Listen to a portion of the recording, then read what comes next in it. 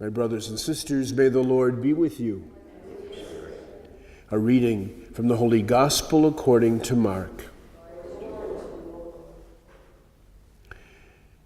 One of the scribes came to Jesus and asked him, "Which is the first of all of the commandments?"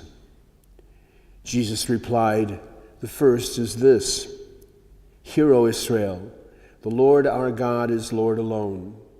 You shall love the Lord your God with all your heart, with all your soul, with all your mind, and with all your strength.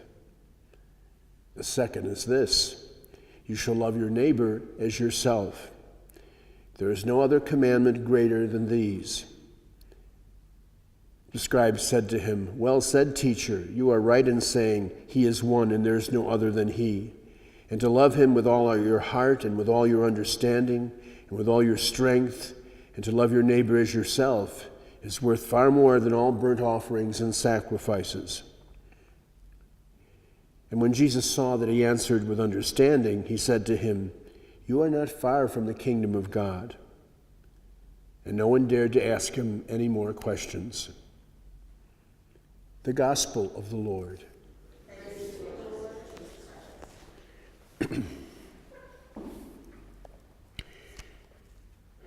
The response that Jesus gives to the question of the scribe wouldn't surprise anyone. It was a response that was very much ingrained within the whole tradition of Old Testament scriptures. Both of those commandments can be found there, but they're found in different places. The book of Deuteronomy has that first one, which is kind of like a calling card, if you will, for Israel, much the same as the sign of the cross is for us as Christians. And the second's found in the book of Numbers, the loving neighbor as yourself. And so what's kind of revolutionary, for lack of a better term, is that Jesus takes the two of them and puts them together and suggests, when the question's asked, what's the first commandment, that you can't look at that one without looking at the second, loving your neighbor as yourself.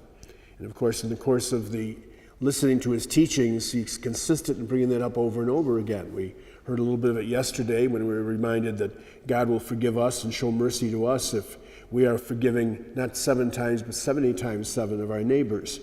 And so in turn, we're asked to have a relationship with God that shows itself not just by the various things that we do, the devotions we carry out, but by how we live our lives and how we treat each other.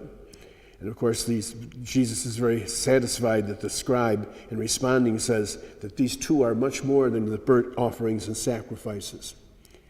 During the season of Lent every year, it's an opportunity for us once again to assess that in our lives. And so it's not so much the idea of our giving up coffee or chocolate for 7 weeks that's the most important. What's most important is how have we grown in our understanding of our relationship with the Lord and with each other, and how do we love Him with all that we are, and how do we love each other with all that we are as well. Today, that as we gather as a people of faith, we're reminded to, in a sense of penance, be mindful of the times we failed in both those regards, in the way we treat one another and the way we respond, giving God all first priorities.